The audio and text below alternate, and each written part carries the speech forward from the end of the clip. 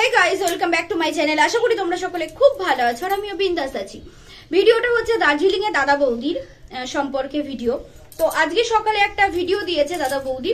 গতকালকে আমি একটা ভিডিও করেছি যেখানে দাদা বৌদির চ্যানেলটা হ্যাক হয়ে গেছে বলে একটা ভিডিও করেছি, এবং সেখানে দাদা বৌদিদের চ্যানেলে আসাই কমেন্টস, যে কমেন্টসটা এর আগে এসেছিল যখন তিনি গেছিলেন, ঠিক আছে, তখন কিন্তু এই বৌদির কোনো রকম সমস্যা আসেনি, মানে হচ্ছে তার বাপের বাড়ির দিক থেকে কোনো রকম সমস্যা আসেনি। তবুও তারকে ভিডিওতে তেনাকে দেখার পর থেকে তার যে লাভার্স ভিউয়ার্সরা আছে তারা সহ্য করতে পারেনি, এবং কিছু কিছু ভিউয়ার্স তো সেই সময়ও কমেন্ট করেছিল যে এরকম একজন মহিলাকে ঘরে ঢুকতে দিলে তোমাদের রেপুটেশন আর তার রেপুটেশন কোন জায়গায় সেটা আগে দেখুন। যথারীতি তারা যেভাবে ভিউয়ার্সদের কমেন্টস নেওয়ার সেভাবেই নিয়েছে, তারা কোনো রকম রিয়্যাক্ট দেয়নি। তারপরে যখন এই যে ঘটনাগুলো ঘটলো তখন আরো বেশি করে কমেন্টস আসা শুরু করলো। তো সেক্ষেত্রে এই দ্বিতীয়বার যে আসতে যাবে সেই মুহূর্তে ভিউয়ার্সরা আবারও কমেন্টস করা শুরু করেছে, এবং সে আসার পর থেকে এই কমেন্টসগুলোই শুরু করেছিল। তারপরে যথারীতি এই যে এই চ্যানেলটার এই অবস্থা হলো, তো ভিউয়ার্সরা আবার সেই একই কথা বলেছে। সেহেতু আমি গতকাল ভিডিও বলেছিলাম যে জানি না, আমি কিছু বলতে পারবো না, তবে তার ভিউয়ার্সরা যে সন্দেহটা করেছিল সেটা কেন জানি মিলে গেল। সেটা মেলানো ছিল তাই মিলে গেছে, এটাও হতে পারে। তবে হ্যাঁ, কিছু কিছু সময় আমরা কি বলতো, মানুষ তো, আমরা তো আর ভগবান নই। তো সেক্ষেত্রে আমাদের কাছে এই ব্যাপারগুলো কাজ করে, ঠিক আছে। কোনো না কোনো সময় ব্রেনে ওই বিষয়গুলো আসে, পয়া অপয়া, হয়তো মানি না, তবু এই বিষয়গুলো আসে, ঠিক আছে। এবার আমি আমার দিক থেকে কিছু বলিনি, আমি কাউকে পয়া অপয়া বলার কে, তাই না? তো সেক্ষেত্রে আমি ভিউয়ার্সদের কথাগুলোই তুলে ধরেছিলাম যে দাদা বা বৌদি, তোমাদের ভিউয়ার্সরা তোমাদেরকে ভালোবেসে যে আশঙ্কাটা করেছিল, দেখো আমরা যাকে ভালোবাসি তাদের প্রতি আমাদের সফট কর্নার থাকে, তাই না? আমরা ধরো কোনো আপনজনের কোনো একটা শরীর খারাপ হলে আমরা কিন্তু সবসময় নেগেটিভটা চিন্তা করি কি না? তোমরা মানে শুধু আমি নই, আমার সাথে সাথে তোমরা সবাই, আমার মনে হয় সবাই চিন্তা করি, নেগেটিভটা আগে চিন্তা করি। মনকে বারবার বোঝাতে চাই যে মাথায় এই নেগেটিভ চিন্তাগুলো এসো না, কিন্তু মন সেই নেগেটিভ চিন্তাগুলোই মনের মধ্যে ঘুরতে থাকে। তো যথারীতি সেই নেগেটিভ চিন্তাগুলো সেই সমস্ত ভিউয়ার্সদের মধ্যে এসেছিল মনের মধ্যে, তাই তারা কমেন্টস এর মাধ্যমে আগের থেকে সাবধান করেছিল।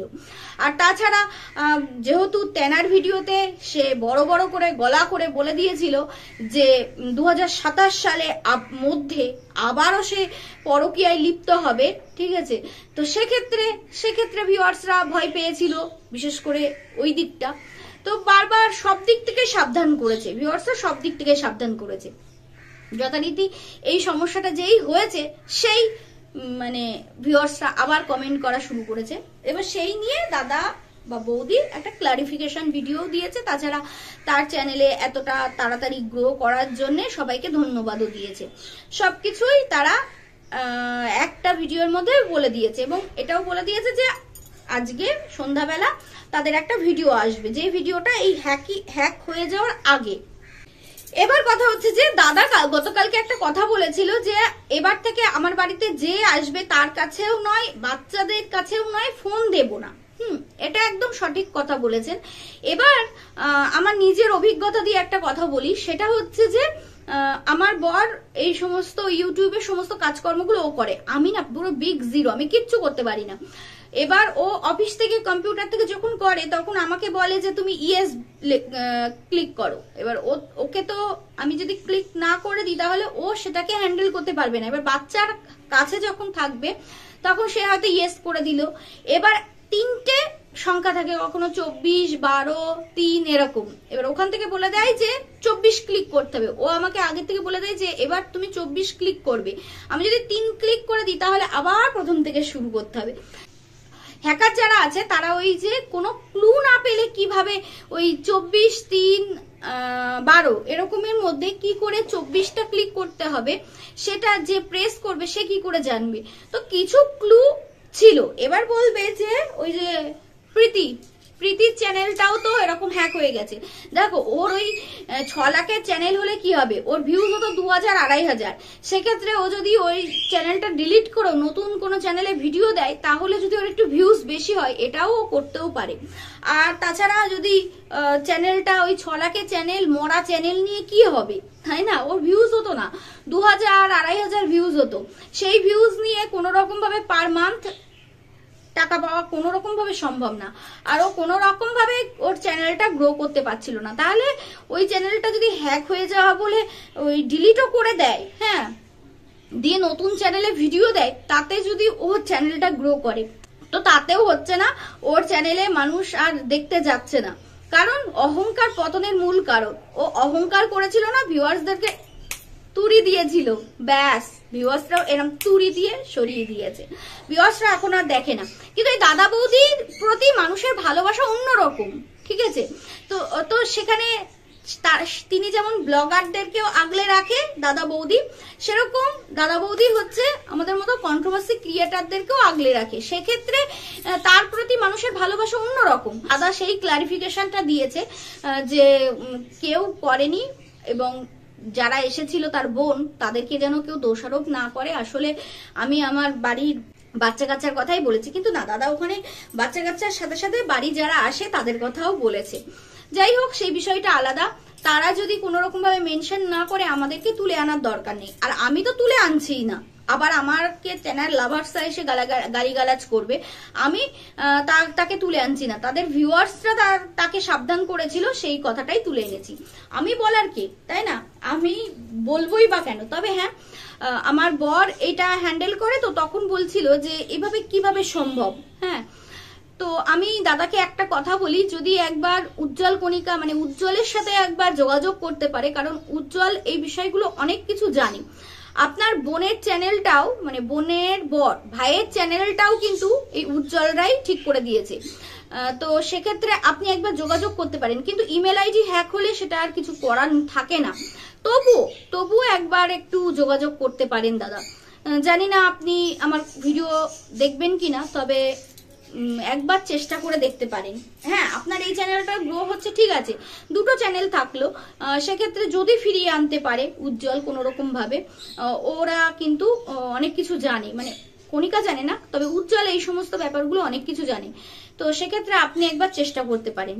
এই গেল এই ব্যাপারটা। এবার একটা কথা তোমাদের সাথে শেয়ার করি। আমরা দিনের শেষে না রাত্রিবেলা সমস্ত কথা, সারাদিনের কথা আলোচনা করি। তাছাড়া যখনই সময় পাই তখনই টুকুস করে একটু আলোচনা করে নিই, যদি ভীষণ ইম্পর্টেন্ট কিছু হয়। তো কালকে রাত্রিবেলা যখনই এরকম দাদার খবরটা শুনলাম চ্যানেলটার, তো সেক্ষেত্রে আমি ওর সাথে আলোচনা করছিলাম। ও দেখি চুপচাপ ভাবে একটা কথাই শুধু বলল যে ডাকিনী নাম দিয়েছিল না তোমার, তুমি সবকিছু ধ্বংস করো, সবার জন্য তুমি সবার কিছু লুটে নাও, হ্যাঁ, তারপরে তুমি সংসার, মানে ডাকিনী কাকে বলে, ডাকিনীর মানে কি বলবো, ডেফিনেশন কি হয় তোমরা বুঝতেই পারছো। তা ভগবান বজরংবলী অন্য কাউকেই ডাকিনী করে দিল। হ্যাঁ, তাই মানে আমি ওকে বলেছি যে ভিউয়ার্সরা না এরকম তেনাকে সন্দেহ করেছে যে ও যাওয়ার পরেই এরকম হয়েছে। তো সেক্ষেত্রে আমার বর বলছে যে ভিউয়ার্সদের দ্বারাই ভগবান তাকে শাস্তিটা দিয়ে দিল।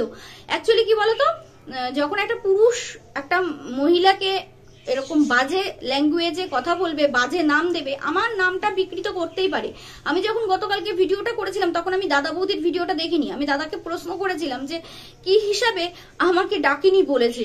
তো তারপরে দেখি দাদা বৌদির চ্যানেলের এই অবস্থা, যেটা আপলোড করা হয়ে গেছে, তারপরে পাবলিক করা হয়ে যাওয়ার পরে তারপরে আমি দেখতে পেয়েছি দাদা বৌদি চ্যানেলের এই অবস্থা।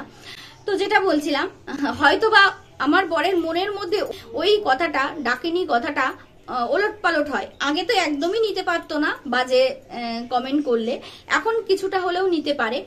তবে ওই যে যার সাথে এত সুন্দর করে কথা বলেছে, সে ওরকম ডাকিনি করেছে। হ্যাঁ, তারপরে গোয়েন্দা বলেছে, ঠিক স্ল্যাংটা আমাদের বাড়িতে একদমই ইউজ হয় না, সেক্ষেত্রে ওরকম ভাবে বলেছে।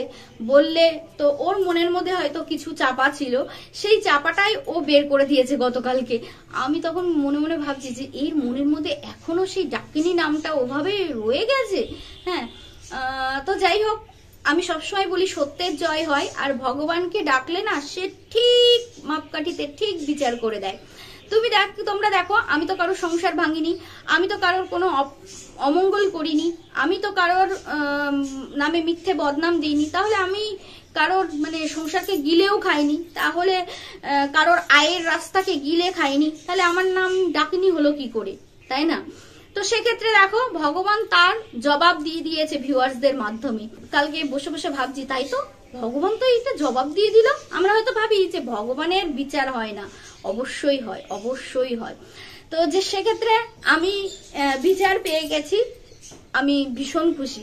দাদাদের চ্যানেলটা হারিয়ে গেছে, আরেকটা চ্যানেল তৈরি হয়েছে। আমার মনে হয় যা হয় ভালোর জন্যই হয়। এটাও হয়তো দাদাদের আরো তাড়াতাড়ি গ্রো করে দেবে চ্যানেলটা, খুব তাড়াতাড়ি প্লে বাটন পেয়ে যাবে দাদারা। তো আমার অন্যদিক থেকে আমারও কিন্তু যে বদনামটা দেয়া হয়েছিল সেটা ভগবান কড়াই গন্ডায় কারোর দিকে ছুড়ে দিয়েছে। না, আমি তাকে সরাসরি ডাকিনি বলতে চাইও না। আর তোমরা বলবে তুমি তো তাকে নিয়ে ভিডিও করো, সে যদি কন্ট্রোভার্সি করার মতো কন্টেন্ট ছুড়ে দেয়, বলবো তো অবশ্যই। কত কন্ট্রোভার্সি ক্রিয়েটাররা তাকে স্ল্যাং ইউজ করেছে, বাপ রে বাপ। তারা এখন তাকে নিয়ে লাইভে বসে মানে ফুল বেলপাতা দিয়ে তাকে পুজো করছে, ঠিক আছে, তার হয়ে লড়াই করছে। কত কন্ট্রোভার্সি ক্রিয়েটার তাকে যা তা কথা বলেছে, যা তা কথা বলেছে। সেই সময় তার বর চুপ হয়েছিল, তাই না? এরকম মেরুদণ্ডহীন বর কি বলবো, কারোর ভাগ্যে যেন না জোটে, তাই না? তো সেক্ষেত্রে আমি আমার বিচার পেয়ে গেছি, তাই না? আর এই যে বৌদির নামে কোনো ছেলের সাথে যুক্ত করো বা বৌদির নামে কোনো বাজে কথা বলো তো দেখি, কারণ বৌদিদের ব্লগিং তো অন্যরকম ব্লগিং, তাই না? আর তার ব্লগিং এ নোংরামো ভর্তি, নোংরা।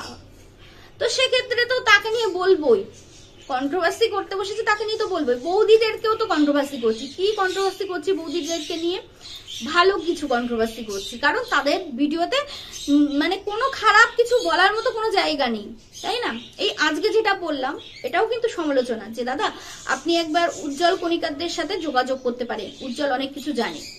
এটা কোনো খারাপ কন্ট্রোভার্সি না, কারণ তাদের ভিডিওতে ওরকম কন্টেন্টই আসে যেগুলো বলার মতো।